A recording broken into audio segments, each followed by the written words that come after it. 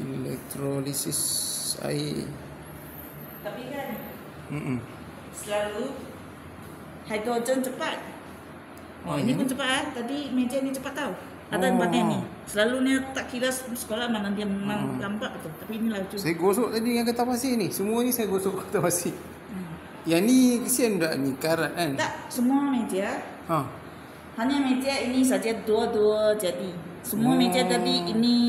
Tapi saya tengok depan tu jadi itu.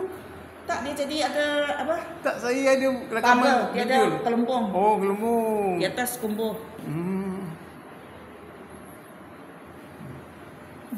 Kapan sana? Sangat laju dah ni. 12 volt. Wah. 13. 12 plus 1. Tapi ini laju daripada sebelum. Ya, lagi laju Bila tu boleh lakukan. Hidroklorik pekat gunakan 2.0 mol. 2 mol. Ini kalau ikut sini guna 12 tambah 1 13 volt. Baru dah dapat hasilnya elektrolisis. Menghasilkan gas hidrogen dan gas oksigen. Dia cikgu. Dia yang negatif apa?